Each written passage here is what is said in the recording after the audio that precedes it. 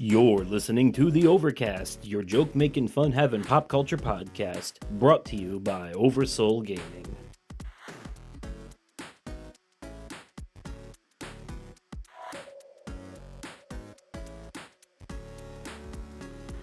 Hello there, everyone, and welcome to the Overcast. I'm Justin, I'm Nick. and together we're bringing you sunshine on a cloudy day. And yes, no Brooksy this episode, but we addressed that in the last one. He did warn you that he wouldn't be here. The lucky son of a gun is attending the glorious event known as San Diego Comic-Con, and then also Warped Tour, I believe, as well.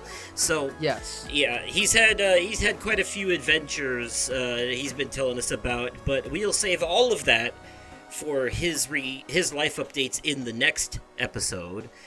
He will tell us all about that, but we will be tackling Comic-Con in general in this episode, as this is going to be a very basic kind of a news roundup episode. And keep in mind, we're recording this on Saturday night as Comic-Con is still technically kind of happening, so this probably won't cover everything. There'll be some news that comes out afterwards, and it is what it is. But as far as the things we know now, we're going to talk about some of it.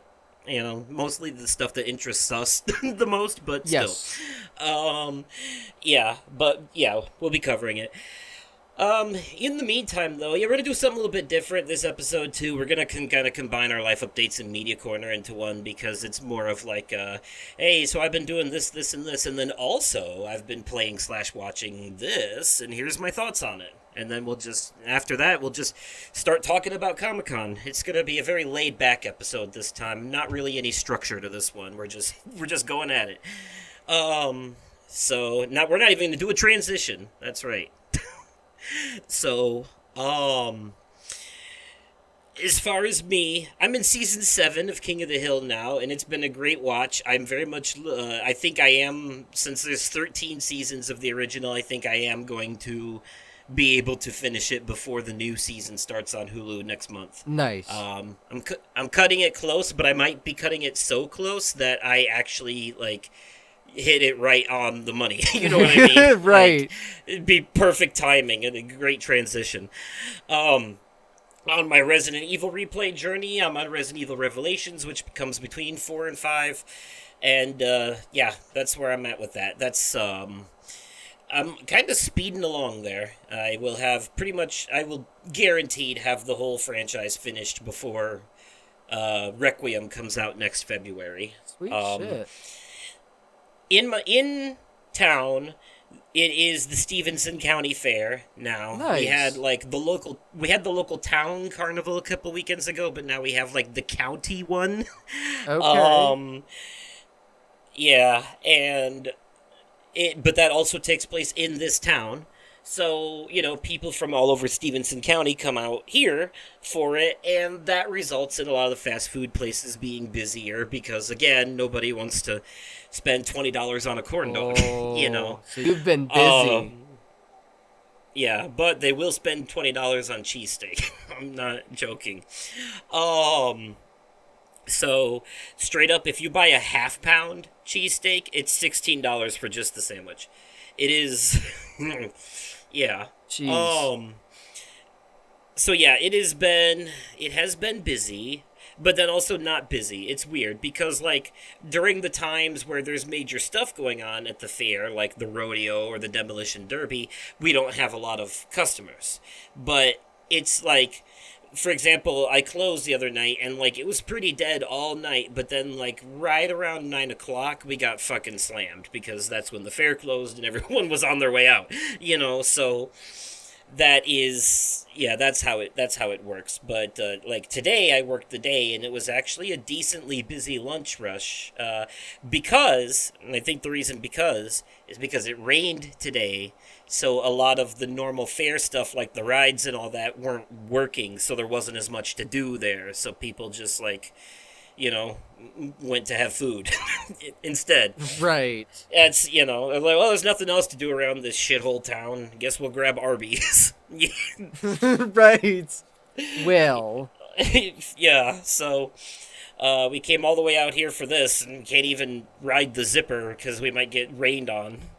So Yeah, well, it is what it is. I uh, I have not gone to this thing because like I've gone to so many of these things when I was a kid that I'm pretty much carnivaled out at this point. Like I've been there, I've done that. If I go there at all, it's to eat it. It's to get a funnel cake because you can't get them anywhere else. That would be my main Fair reason to enough. go. you Fair know, enough. But like, I ain't getting on any of those rickety ass rides that's thrown together by a drunk teenager in 20 seconds. You know what I mean? Like Right. they're putting up and tearing down the same shit now that they had when I was a kid. I guarantee. And when I say same, I don't mean it's the same. I mean it's the same ride, like the exact same piece of equipment. And I'm like, ain't no way that like that's on its last leg. I'm telling you. Right. Yeah, I no, ain't get- definitely I- not. My fat ass ain't getting on that shit no more. Like, I'm done. No. I'll take I my will- season pass to Adventureland for that kind of thing.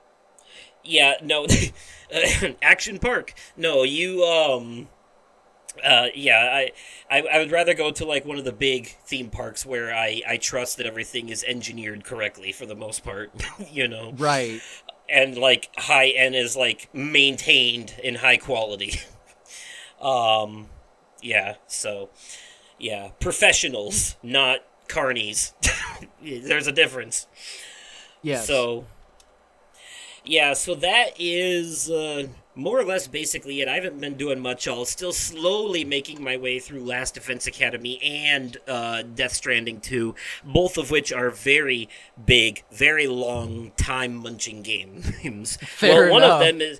one of them is literally a book that you play, so of course it's long, you know. And Yeah. yeah, and the other one is Death Stranding. So that, you know Yes. what I mean? Like, so it's literally you're traveling across the entire continent of Australia from one end to the other. So it's gonna be a minute. Oh yeah.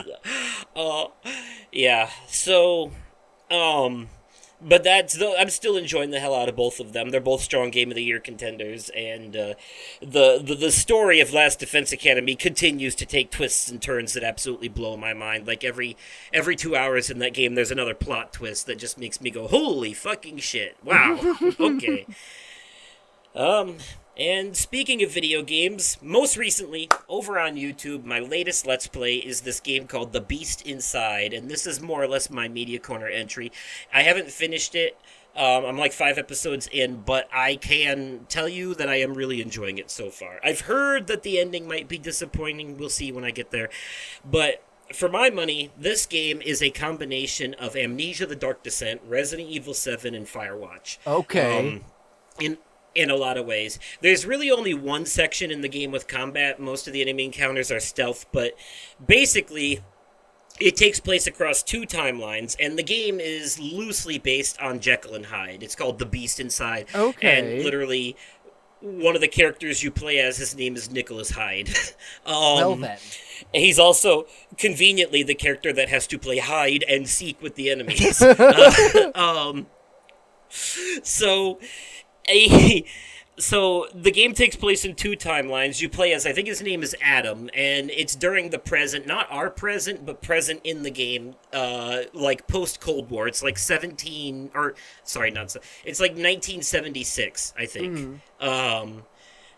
Post-Cold War, Adam is a CIA agent, and him and his wife go to this safe house where he's supposed to be deciphering these codes, and there is someone watching him and his wife and messing with them. Like, he finds, at one point he needs to light a fuse in the basement and he can't find it, and then he goes out into the woods and he finds that someone's put a deer carcass up in the barn with the fuse in it that he needs, and they're like leaving him a trail and purposely luring him around, and someone's messing with him. He think it might be a Russian spy.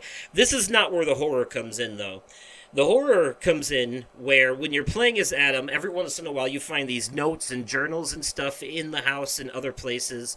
And when you read these, you flash back into the past in, I want to say it's 1886, the 18th century. So before electricity, and you go back into the past and play as Nicholas Hyde in the same house, in the same location, but things are different.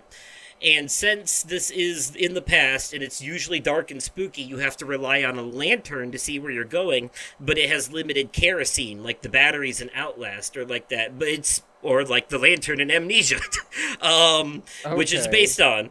Yeah, and you have to find matches laying around that you use to light candles around the house to see where you're going. You have to use the lantern, and you have to find kerosene laying around. So there is some like inventory management to a degree, not like to a Resident Evil degree, but more to like like it feels more Amnesia based than anything. It plays like a frictional Okay. game too, where you can pick up and throw literally anything in the environment, just like in Soma. Mm. And like sometimes that's part of puzzles. There's like parts where you literally have to like drag shit and move it out of your way, or like drag a box somewhere to jump and climb on and stuff like that. Mm. So there's environmental puzzles like that, and you need to find certain items like ropes and hooks in order to like pull ladders down and move forward in certain areas. But yeah, there are.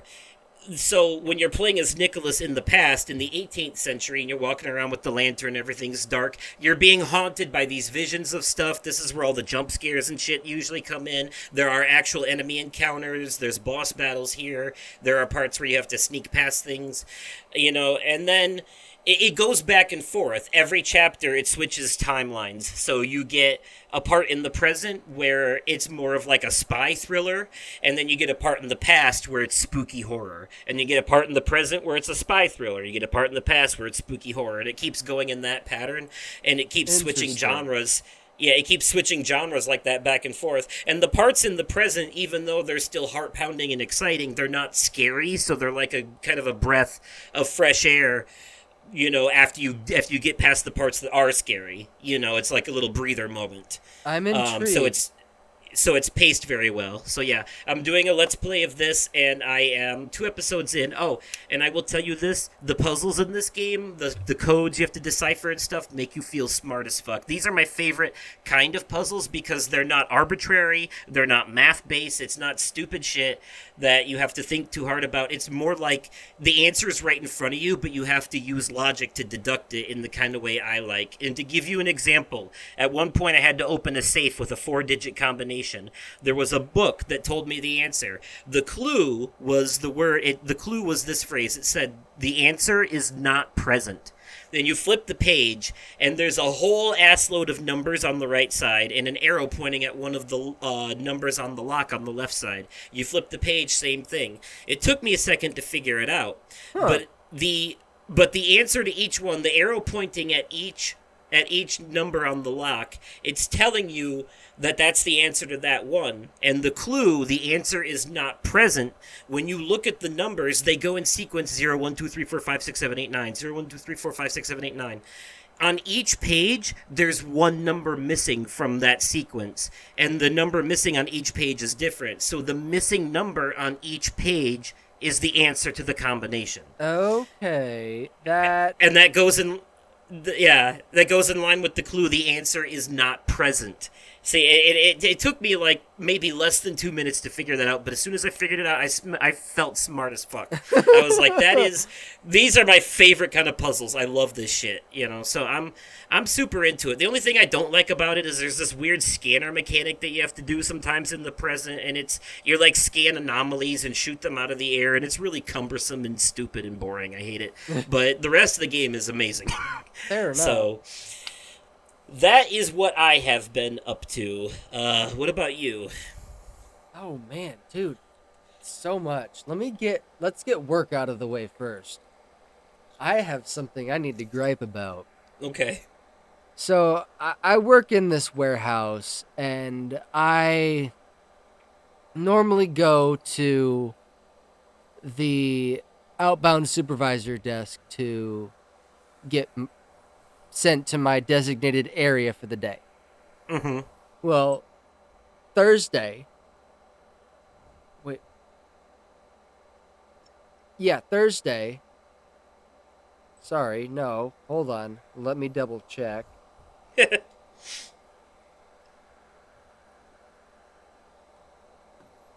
Yes, Thursday. I was told to go out to inbound to get with the supervisor up there to see if she wanted me to break down cardboard lids. Okay. Because I'm autistic, I took that literally, or break down cardboard lids or something else. I took that literally. So I'm sitting, mind you, my shift starts at 7 a.m. I'm sitting there in inbound, and this supervisor walks up at 7:30. And she looks at me, sees me sitting down, waiting for her instructions. She yells at me and says, "Get up off that chair and go break down cardboard lids like you were told." I'm like, okay, I did what I normally do is I usually sit around and wait for her specific instructions. Hi, autistic. I need specific instructions. I know something about that. Oh, dude, Yeah. I go over to the area where the other workers are breaking down cardboard, and they're like, "Wait, you just got yelled at? She was just over here a second ago joking around with us." I don't know what I did to piss this woman off, but I'm not the one. So guess what I did? I went to go talk to my union representative, and he said, "Yeah, no, she has apps. He must know her outside of work because he talked about her like he knew her. She has absolutely no power outside of work. No one listens to her. So because of her title at work, she takes advantage of that.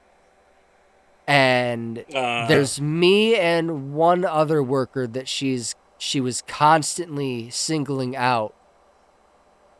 And I went into work today and I found out that she got moved to a different department, which was a huge weight lifted off of my shoulder. And today was a whole hell of a lot less stressful.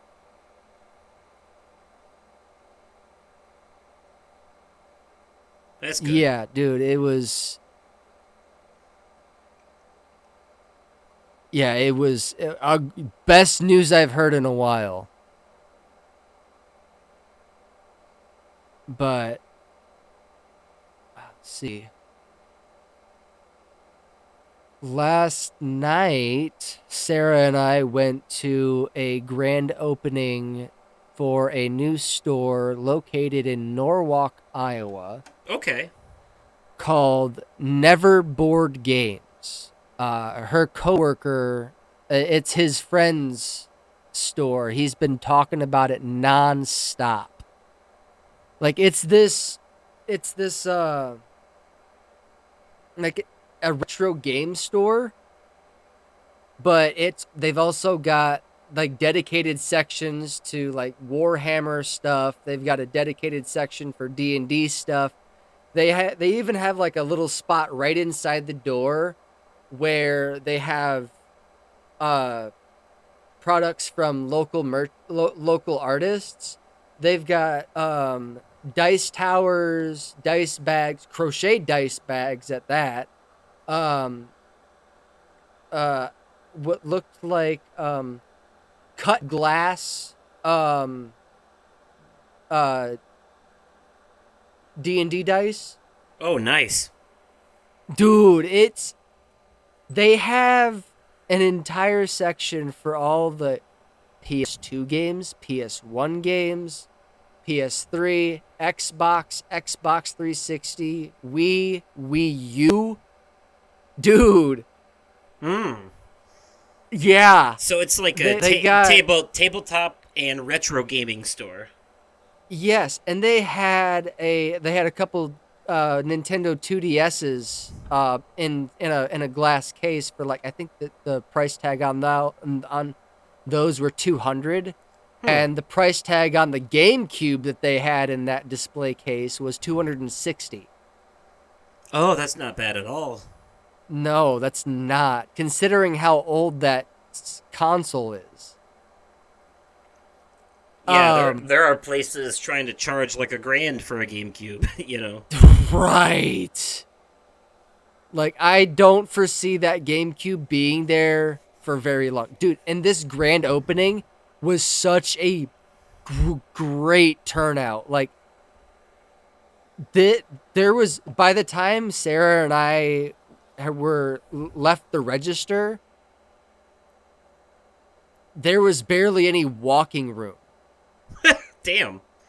Dude, okay. So because it was the grand opening, they had an entire tote filled with little plastic bags of D&D dice. So every person that walked through that door got a free bag of dice. Nice. They had baked goods, they had brownies, they had there was cookies that had little D20 dice on it. It was pretty freaking cool. There was a book signing for a local Norwalk author by the name of A.J. Mitchell. He wrote the book The Prince of the Dead. It's got nothing but 5-star reviews on Amazon. And some of those reviews, from what I heard, came from Canada. Okay. But it's a young adults fantasy novel. And Sarah picked up a copy. A popular genre. Yeah. Sarah loves young adult fantasy novels. So I could definitely see her diving deep on this one. But Sarah and I got matching shirts, and they had a little dragon on them with a little confused bubble above them, and it says ADHD&D, roll for concentration. I'm like, yeah, that's definitely me. Let's see. Oh, last Wednesday, Sarah and I went on a date. We had another date night. Last night was technically a date night too, since we went to that store. But we went on a date night. We went out to this little hole in the wall bar called Jack's Place, I think it's called, in on the south side of Des Moines. And we had dinner there. We each had a Angry Orchard with our food. I had these southwestern style egg rolls. They had okay. corn, chicken. I forget. Oh, they were so good. They were on that specific day's rotating appetizer. So I'm like, you know what? If it's the rotating appetizer, I'm gonna go for it. Southwest style. That's usually like like you said, corn, chicken. I'm picturing like rice and black beans, maybe. Yes. Okay. Exactly, dude. It was good. It was so freaking good. Sarah had the I forget what sauce she got, but she got I think it was, I know it was buffalo something.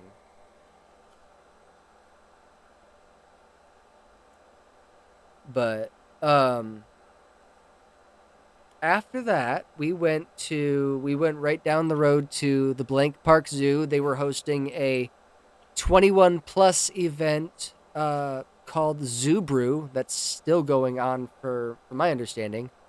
And it is where all the local breweries have tents stationed throughout the park, throughout the zoo.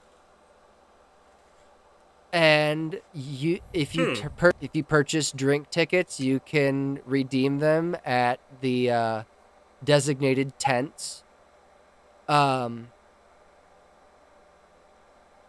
we got to walk around with our adult beverages, with looking at the animals with No screaming children, not a screaming child in sight. It was nice. Oh, I bet. Oh, dude. I still love the name of that place, though. Blank Park Zoo. It seriously sounds like they couldn't come up with a name, and they were like, just leave it blank. You know, yeah, right. You know what? Yeah. But okay, so for the summer, they rebranded as Dino Park Zoo. Ah, fair. Okay. Um, and So that it is a blank, and you can fill in the blank with anything you want. Yeah, pretty much. Like Dino. Yes. And the guy Ad-libs Park. from from my understanding, the person that they got to collaborate with worked very closely with Steven Spielberg on the Jurassic Park Ooh. movies. Okay.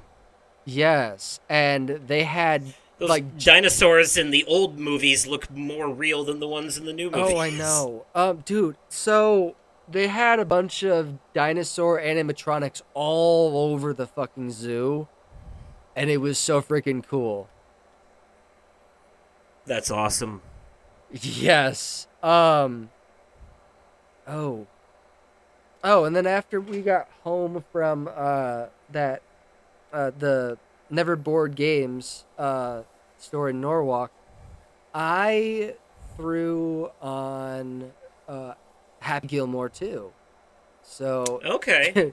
dude, this movie's getting a lot of unnecessary hate, and I understand why, because what people were looking for was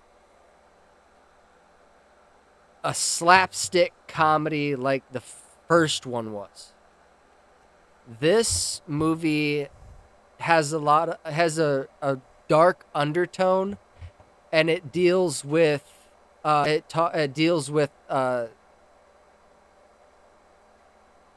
alcoholism in a very dark undertone. And however, it and that's within the first 3 minutes of this movie. Oh, okay. Yeah. So I can understand why a lot of people hated on it. I personally like the message behind it. I can say that Ben Stiller came back as Hal L. But it would be spoilery if I told you what his character does in this. So Okay. I'm going to avoid talking about that and just talk about the plot of the movie. So Happy, after an accident, spends 10 years on a hiatus, and after 10 years he's wanting to make a comeback to make enough money to send his daughter to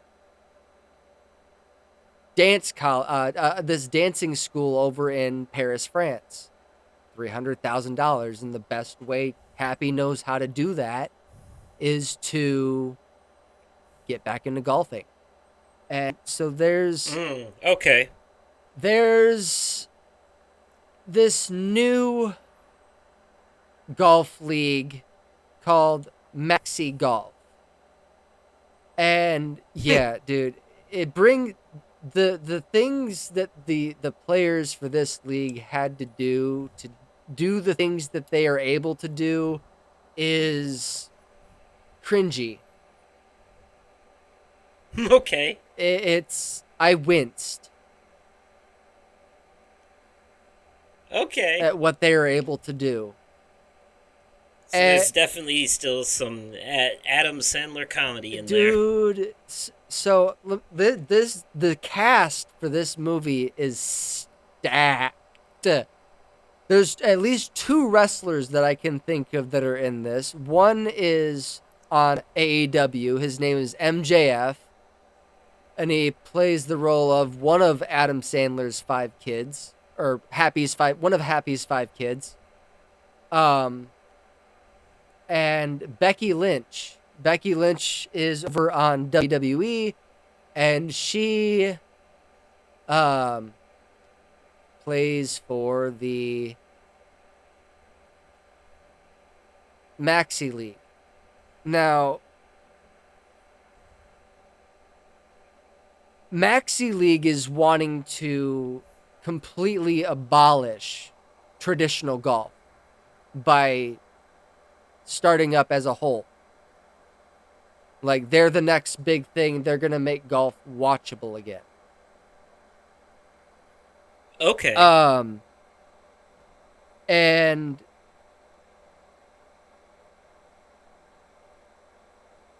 so Happy joins this team for traditional golf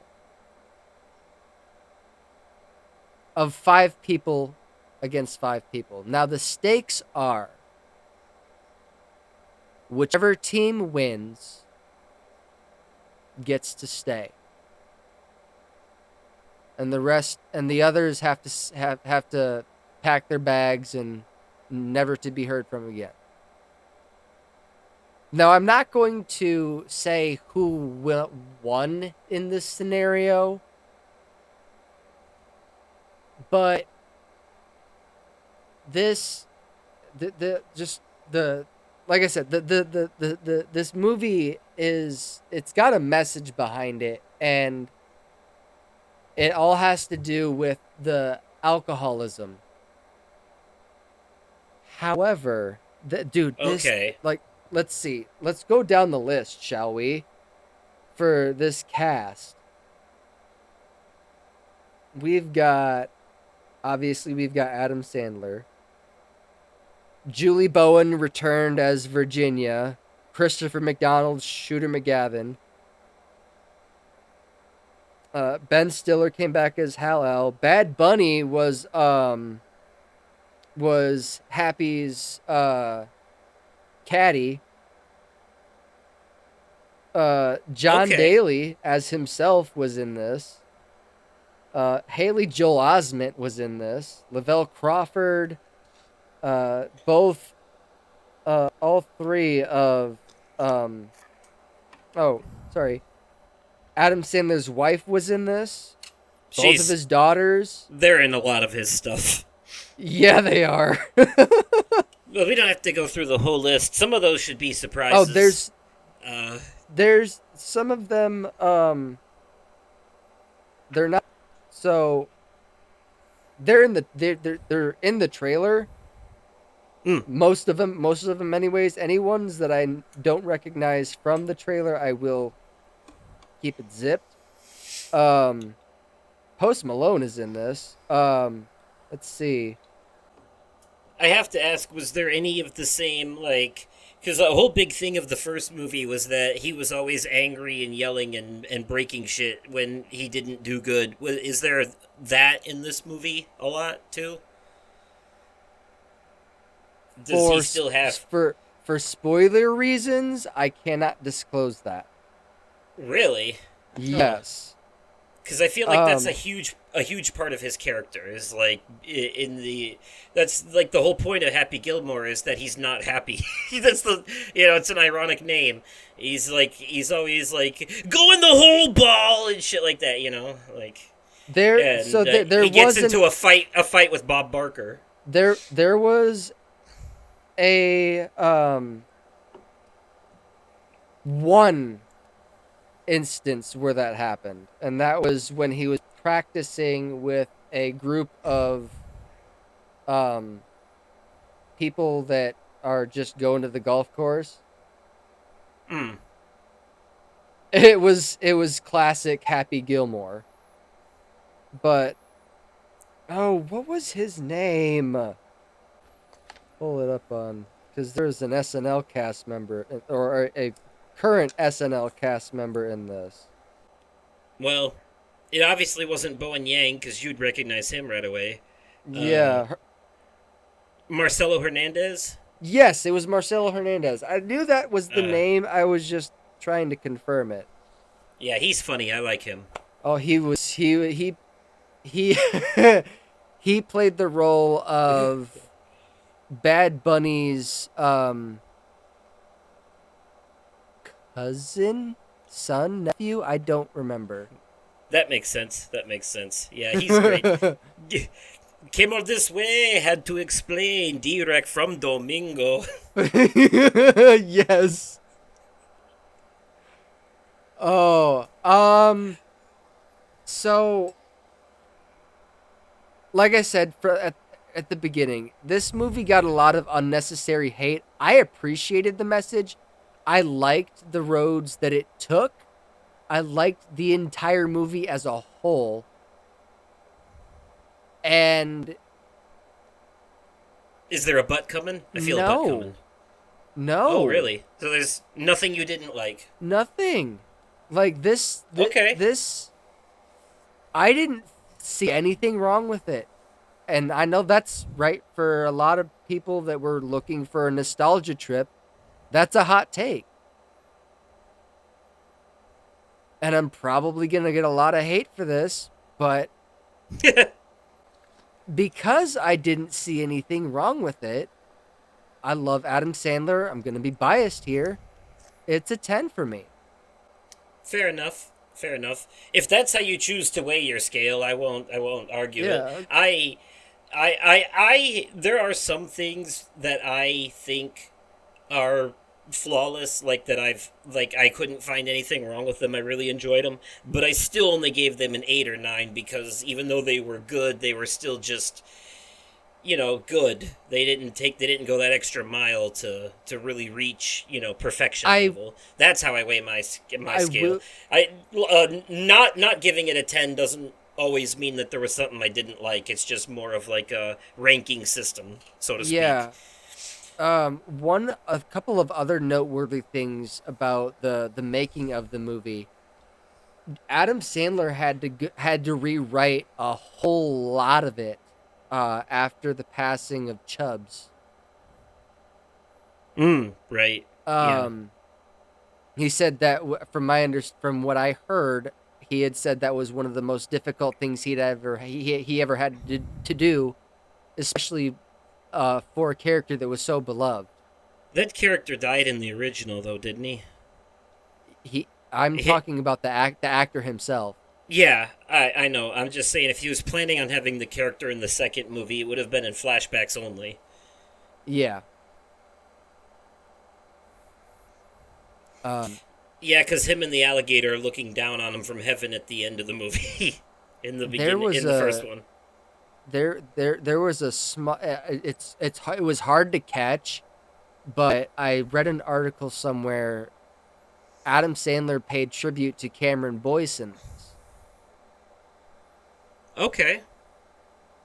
And there are tributes to other characters that were in the previous movie somewhere hidden in this film, but I'm not going to say what scene. Ooh, Easter eggs. Nice. Yes. I like. Yes. And the rest of the tributes are all in the same scene. That's all I'm going to say. Oh, fair enough. I was paying attention. And Eminem, okay. I had no idea. Like, I know some of his songs are funny. I had no idea he could actually be funny in something.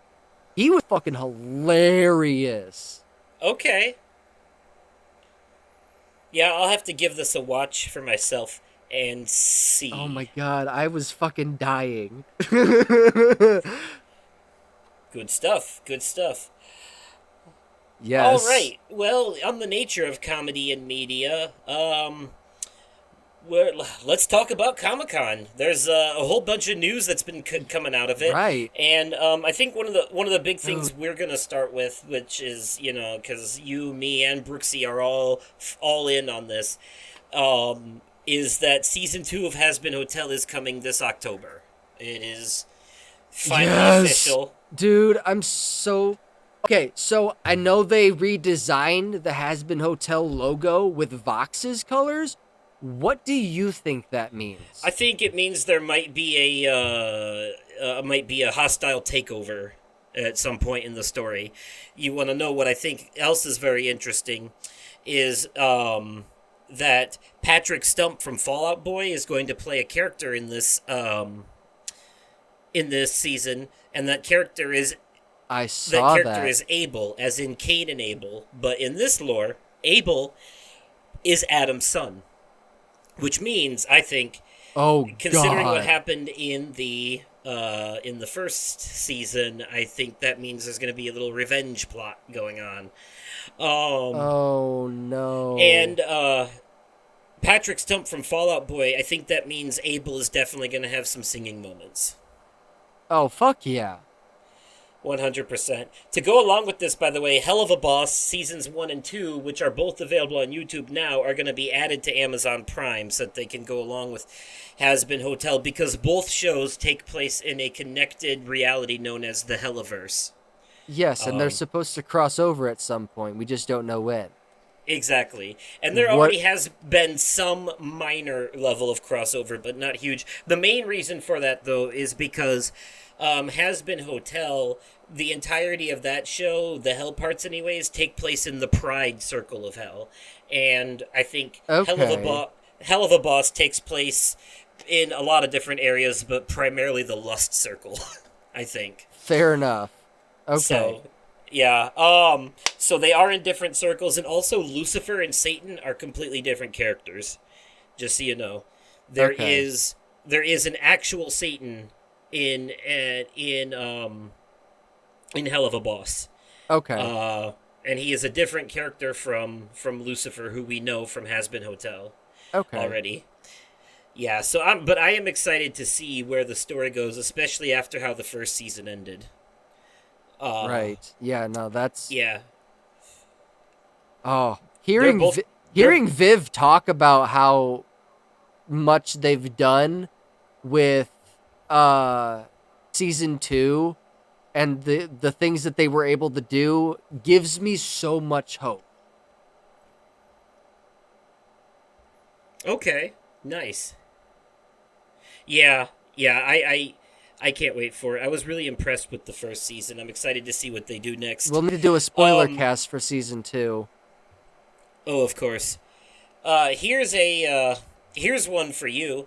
So, Peacemaker got a full panel at Comic-Con where they talk about season 2. I did. John Cena showed up in costume and everything. Yes, I did see a small clip of John Cena showing up in costume for. I think it was They also released the first trailer for season 2 of Peacemaker. Yes, they did. So, it says, in the trailer, he says something about, I don't want to be a joke anymore. He says, I want to be a real hero. Apparently, Rick Flag Sr. is hunting him down for killing his son in the Suicide Squad movie.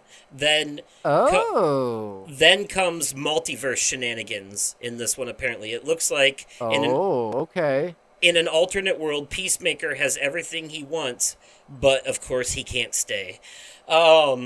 Also, according to James Gunn, Season 2 of Peacemaker, the events take place a month after the events of the latest Superman movie. Oh, okay. So it is part of that. God damn it! I'm gonna be forced to see this Superman movie.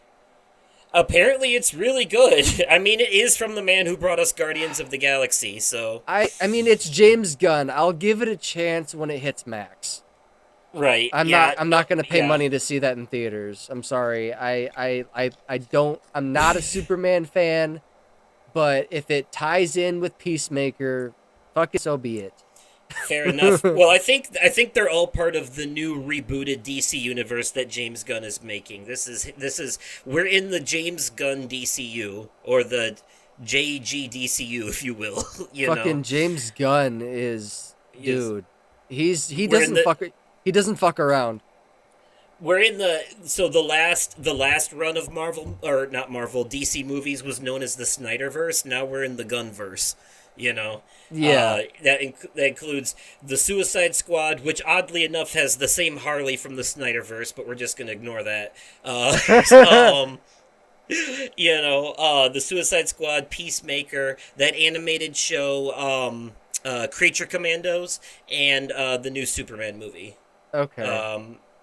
Yeah, so that's it so far. They're also working on a Supergirl movie and a few other things that are coming. So, it's not, he's got a few things in the work. He's thinking of maybe doing a Clayface thing. Do we know who's going to be Batman in the Gunverse? I don't know, actually.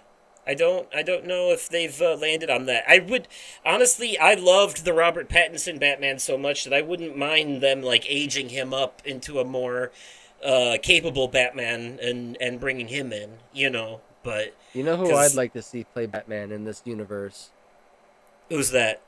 Jensen Ackles. You know what? Yeah, I wouldn't be against that, honestly. I do think he would make a good I do think Jensen Ackles would make a good Bruce Wayne. Yeah. Speaking of Jensen Ackles, he's part of the Boys universe, and we just got a season 2 trailer for Gen V is coming. Oh, dude, it looks so fucking good.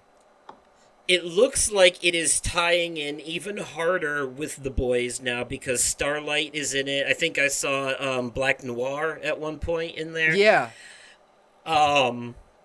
So, and obviously, won't spoil anything for the audience, but the way season 4 of The Boys ended definitely tied in with Gen V. So, yes, it sure fucking did. So I do feel like this is going to be one of those things where you're going to kind of have to watch this show too in order to get the full scope of what's happening in the main show. Dude, it's not just a spin-off, it's important. I'm excited. Yeah, it looks great. Just from the trailer, it looks like there's going to be a lot of the stuff we're used to, the squishy explosions and whatnot. Yes. Blood and viscera flying everywhere. Yes. As we've come to expect from this series. Let's see here. There is... Oh, Rick and Morty's getting a spin-off show about the president in the show. President Curtis, played by Keith David. I did hear about that. I saw a TikTok. Keith David came out and announced it. I fucking love that, to be quite honest, because he's one of my favorite characters from the show.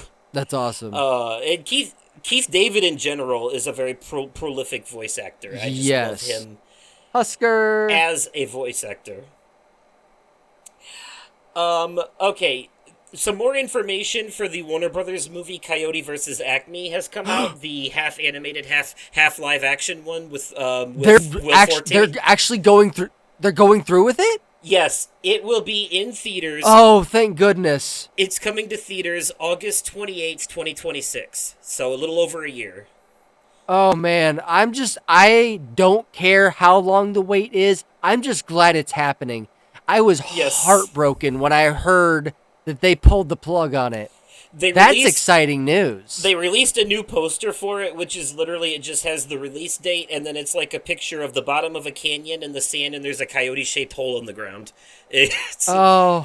That makes my heart happy. Also, they confirmed that Bugs Bunny will be making an appearance in this movie. Oh, fuck yes. So, yeah, he will be there as well. And they showed a clip from it. The thing about attending Comic-Con, if you go to these panels, you get to see clips from upcoming things that no one else gets to see.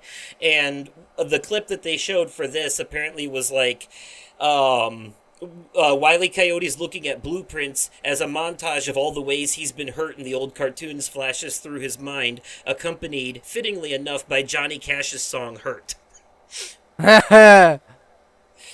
Yeah, so that's going to be fun. Oh, man. I am very strongly looking forward to that. We also got a new trailer for Five Nights at Freddy's 2, the movie. Yes, I'm here for it. I'm excited. Yeah, I thought they did a pretty good job with the first one, honestly. Having not really played the games myself, but having watched Let's Plays and being familiar with the lore, I think they more or less nailed it. Um, this one, the second one, looks like they're going even deeper on it. I noticed in the trailer some new animatronics, like the puppet, Yes. the weird marionette puppet thing that is really creepy. I'm looking forward to seeing that on the screen.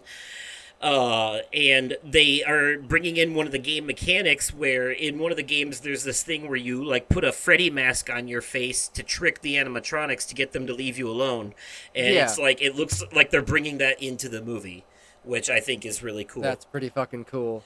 Hell yeah. And that seems I forgot what the release date was on that, but it looks like it's coming soon. December 5th. Okay, yeah. Let's see here. If something else. Okay, there was a panel for Tron Ares, the new Tron movie coming out. Oh, nice. Let's see.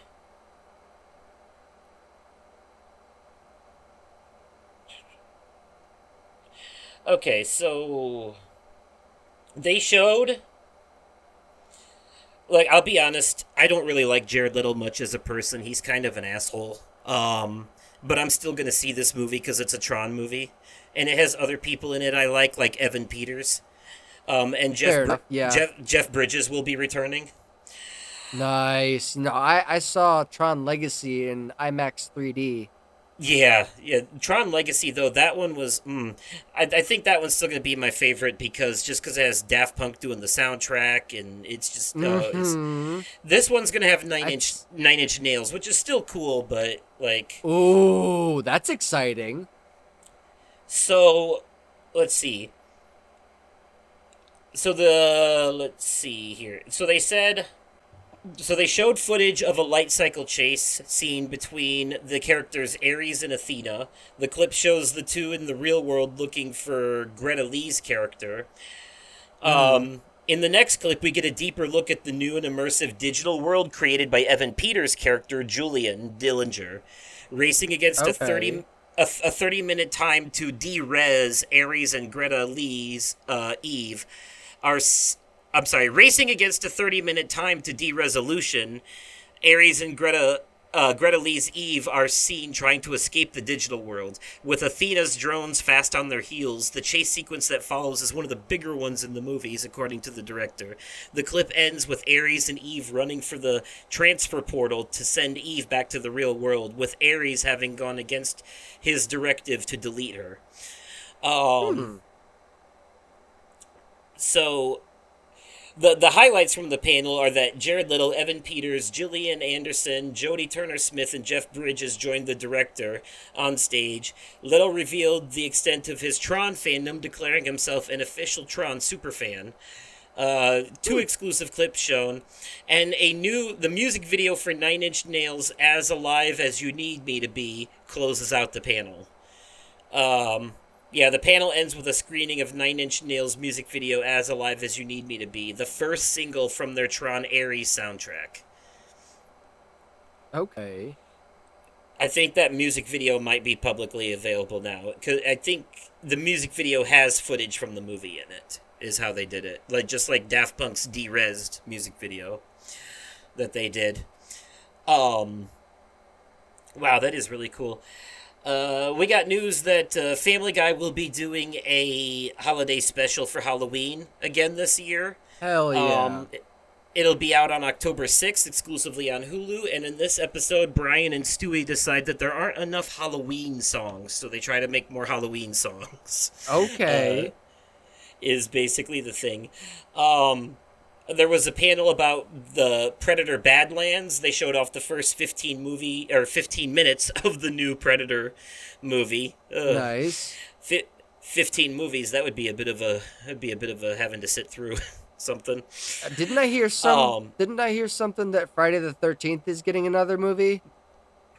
Yes. So there is so Friday the 13th, they're talking about the Jason universe, and they actually announced a new movie, which they have explained is more of a vignette type movie, Okay. and a new video game, Friday the 13th. The new movie is called Sweet Revenge. It's not even called Friday the 13th, but there is a teaser trailer for it out on YouTube that I'm you can find. also wondering when we're gonna hear something about the the Camp Crystal Lake show that they were talking about for Peacock. Um I From what I understand, there is. I mean, they've done casting for the show. They've casted people for it, so they do have their cast. I do know that. I would have waited to announce all this until they had my personal thoughts. I would have waited to until I had if it were me, I would have waited until I had at least a teaser trailer for the show Yeah. to announce all of this stuff. Um. Because I think this came out of left field. Yeah, it did. It did. Well, it came out of Comic-Con, but yeah, yeah. No one was really expecting something like this. You know what we are expecting though? What's that? Season 5 of The Boys, and Oh man. they gave Comic-Con a sneak peek at season 5 of The Boys, and this is what the clip was.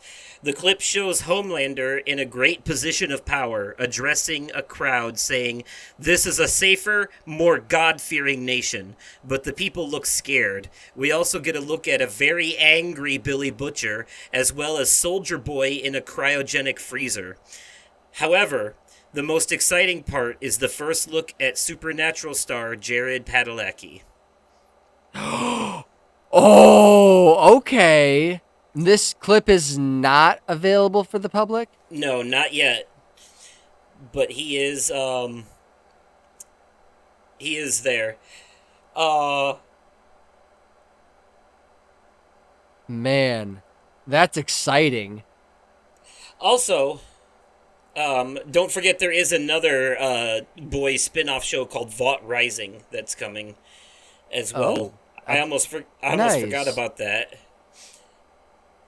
What else we got?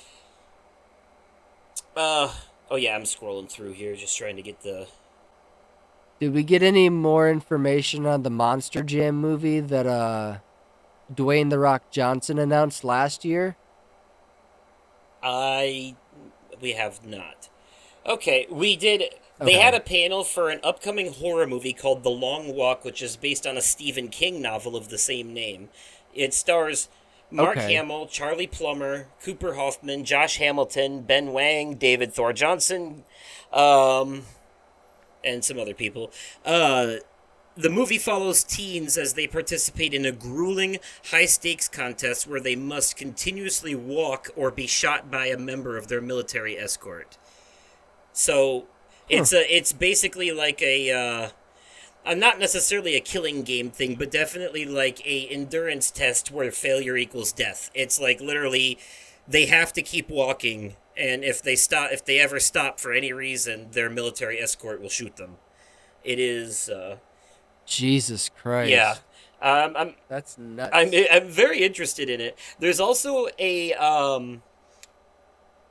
show called Alien Earth that's based in the, Alien and Predator universe. Okay. Coming as well. They showed the entire first episode at their panel for that. People at Comic-Con got to see the Nice. entire first episode of that show, which is pretty cool. I think you mentioned something earlier about we got a new trailer for the new season of Percy Jackson, and it's coming in December. December 10th. Yes. I cannot fucking wait. Sarah is really excited for that one too. Yeah, and the President Curtis spinoff that I mentioned earlier happened during a Rick and Morty season 8 panel, which they're still in season 8 now, but they were more or less talking about the upcoming finale, and they were talking about a recent they were talking about a recent episode where they made where they made James Gunn and Zack Snyder fight each other. Yeah. There was some stuff about the Walking Dead spin-offs and stuff like that. Just covering all bases here. Uh, there was a panel for the new Dexter show that's coming. Dexter being that show about the serial killer who kills serial killers with Michael C. Hall.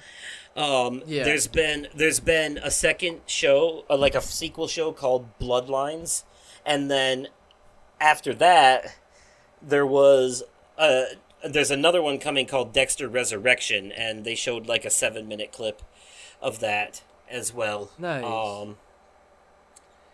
The Dexterverse. Yeah. Outlander, Blood of My Blood, which I think this is a sequel show to a show called Outlander.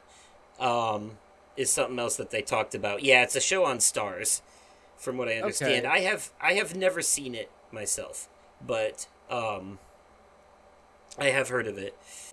Marvel did not have, like, Marvel Studios, as in like the MCU stuff, did not really have a panel this year, which is different for them. That's yeah, surprising.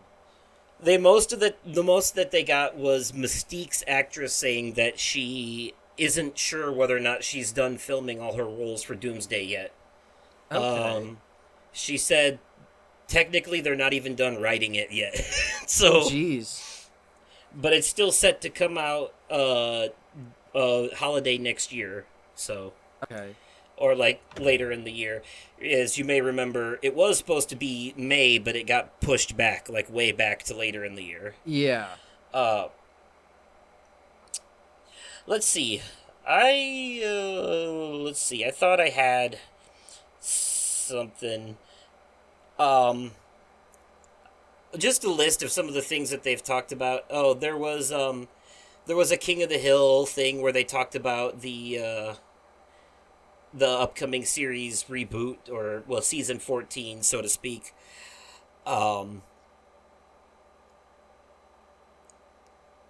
We got another look at the Toxic Avenger, which is kind of a big deal in the horror community. They're bringing back an old classic for that. Okay. There is a show coming to Amazon Prime inspired by Critical Role. It's called The Mighty Nine. And it's going to be, basically it's an animated D&D show. Nice. Yeah, it's going to be fun. I'm pretty sure the cast of Critical Role is going to be doing the voices, so you're probably looking at like Matt Mercer, Laura Bailey, people like that. Yeah.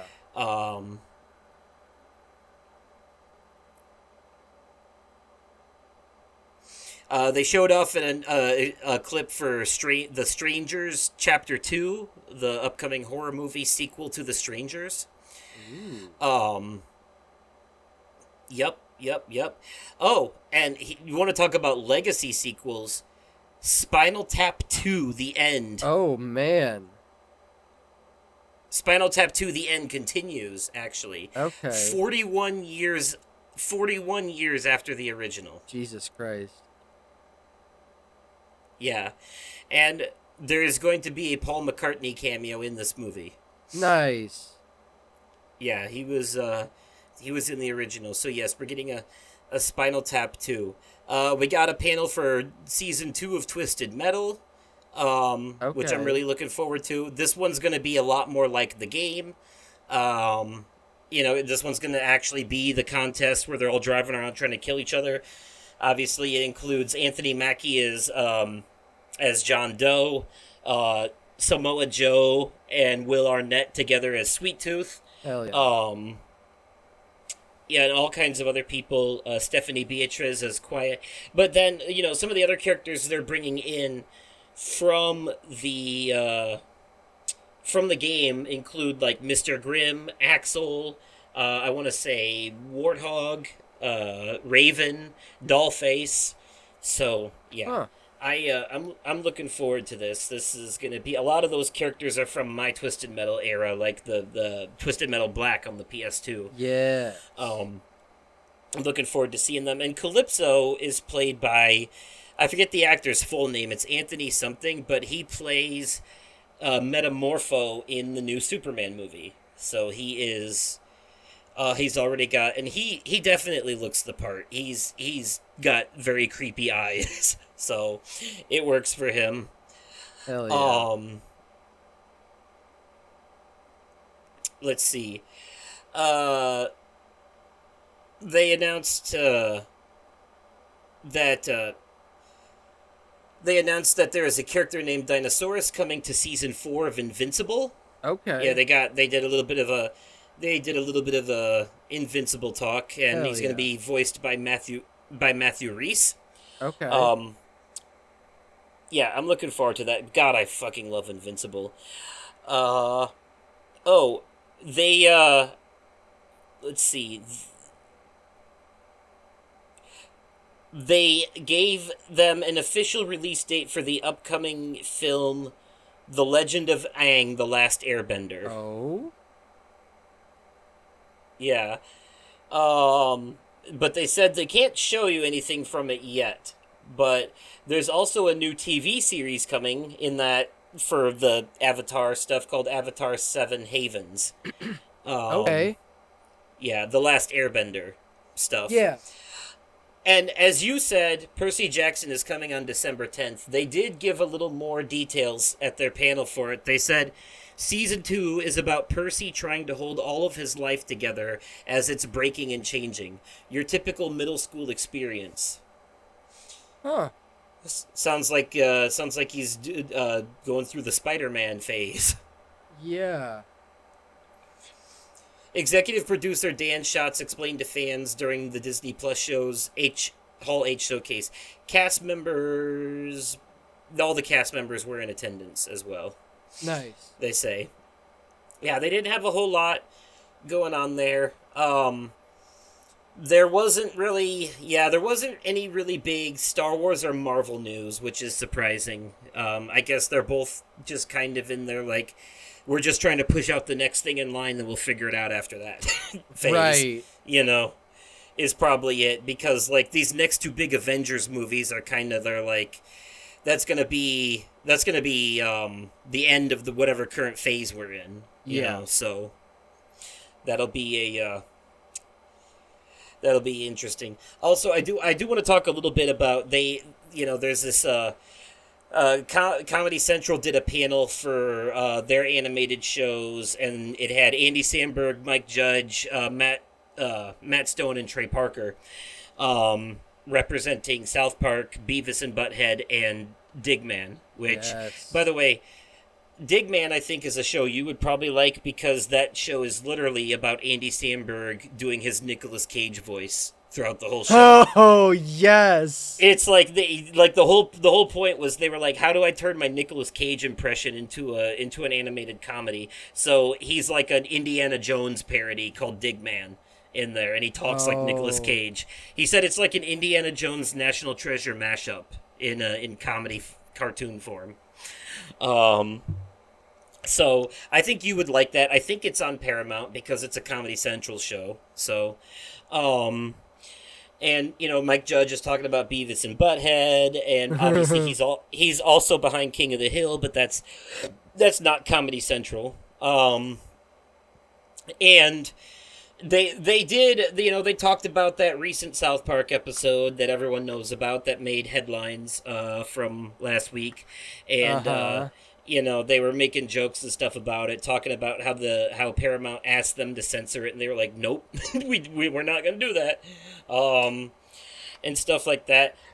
They also admitted, though, that in the past they actually tossed around the idea of doing a crossover between South Park and Beavis and Butthead. They were like, it was an idea, we might still do it. They're like, the idea was to have Beavis and Butthead come over and babysit Cartman. Was the idea. Okay. Yeah. I'm here for it. I would love to see that. And they also said that cuz how every TV show out there has like their own wiki, and like that's where you can find all the information. Every video game, every movie franchise, every TV show, they all have their own dedicated wiki that you can go to, and that's where they have a page for every character and everything.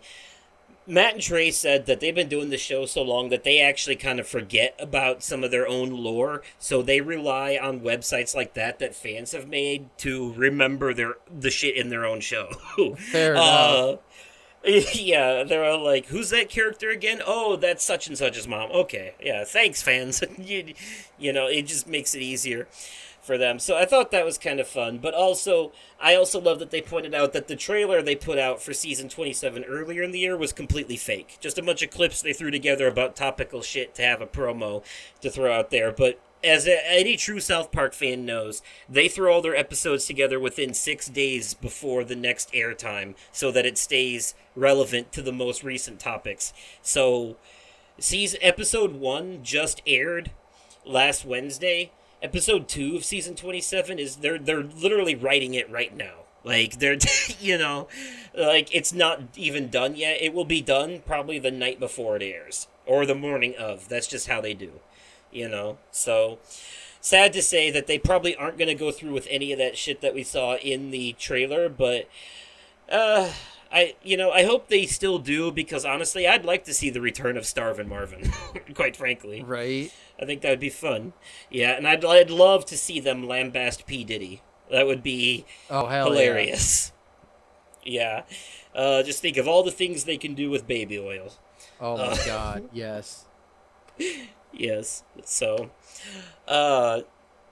speaking of which, this isn't like a direct combination, or like a direct thing, but I forgot to mention earlier that the new season of It's Always Sunny in Philadelphia started, and it is fucking hilarious so far. It's great. My favorite episode so far has got to be the one where Mac and Dennis pretend to be EMTs while they're microdosing on hot peppers. It's fucking hilarious. Oh, dude, and they're like microdosing on them. They're treating them like they're mushrooms, and they're like crashing from them. And then every time they eat one, like the spice is like cocaine to them. It gives them energy. It's fucking nuts. It's Hell yeah. been a great season so far. But all right. I mean, we more or less covered basically most of the news that came out. Oh, here's something I didn't do yet. Bob's Burgers reveals Landmark 300th episode details plus new Halloween and Christmas installments. Hell yeah. So Bob's Burgers they're coming up on their 300th episode, and for the Landmark 300th, the show will flash back to the very beginning of the Belcher's restaurant, is what they told fans. In the present day, Bob is really sweating whether or not to raise prices, and it's killing him, he says. It sends us on this kind of series of flashbacks to just what was going on when Bob and Linda started the restaurant. So it's kind of like that Family Guy episode, Back to the Pilot, you know, Yeah. in a way. In the episode, Bob is overwhelmed with cooking for all of his customers, constantly throwing up in the kitchen while Linda is about to give birth. Yeah, that was back in their... Yeah, in the pipe, because it's back before the kids were born, when they first started. Gotcha. Okay. Yeah. Also, there's going to be a new Halloween episode in which Teddy takes a job in the store next door, a creepy cult store. Fleabag will be guest starring in that episode. And a new Christmas episode takes place at Christmas Village. Among other storylines to come, Gail decides to get married for an art piece, and she invites Teddy to officiate. Okay. Yeah, and they're releasing an art book. The Art of Bob's Burgers will be coming out September 23rd. Nice. So, yeah, that wasn't, for some reason it wasn't in the roundup I was getting all my news from, but it did pop up on my Google homepage as its own standalone article. So I was like, okay, why not? So, apparently there's going to be a Seth Rogen cameo in season 5 of The Boys. Oh? Yeah. Nice. So, yeah. Comic-Con is, as the name would imply, mostly about comic books. It's basically a place for comic book nerds to converge. There is a lot of comic book stuff there. But it also focuses on other types of art as well. Movies, TV shows, video games. Not a lot of video game news coming out of Comic-Con this year. Mostly just trailers for stuff that if you like go to IGN or whatever, you'll see. Honestly, though, speaking of which, IGN has been doing a really good job at covering all of Comic-Con live. They are there, they're there at Comic-Con, and they've been having their own little individual segments all day where they sit down and interview people from different things. They had a thing with the cast of Twisted Metal. They had a thing with the cast of King of the Hill. They've done they had a thing with the cast of Dexter. They've been doing all kinds of stuff. So if you go to IGN's YouTube page, they have the whole live streams, like the day-long live streams where they cover everything, but then they also took each individual interview and cut them into separate videos and uploaded them to their channel. So you can go see all of those over there on IGN's page. That's like probably the main source for all the Comic-Con shit right now is IGN's YouTube page. Okay. So that's a good place to get it. That's a good place to get trailers, interviews, all the stuff straight from the show floor. So, yeah. I think we can more or less probably leave it there unless was there anything else from you that came out of Comic-Con this year you wanted to talk about or that you know about that I didn't cover? No. Or anything you want to add to? Yeah, no. Nothing that I can think of, no. Okay. Yeah, and as you know, there'll probably be more news coming out tomorrow because I'm pretty sure it's a weekend-long event. I don't know what days it actually goes. I don't know if we caught it at the tail end here or what, but yeah. Honestly, a more subdued Comic-Con. There's usually way more news than that coming out of them, and I'm sure there's some stuff I just couldn't find, but it is what it is. There's also some stuff I didn't talk about, like the new Star Trek and stuff like that, because I was trying to keep it more limited to our particular interests, you know. But that stuff is there too. There is more than I said. I'm keeping it compact. So yeah, all right, well, that'll be it for this more short and sweet episode. Thank you all so much for listening. Let me know about some of your favorite Comic-Con news in the comments down below. And remember to smash that like button if you are watching this on YouTube. But also, you can leave comments on Spotify now, too, so that's also a thing. Or you can email me at podcastoversoul@gmail.com. And also, you can find Nick at The Gaming Fiend 1 on all the platforms, basically, more or less.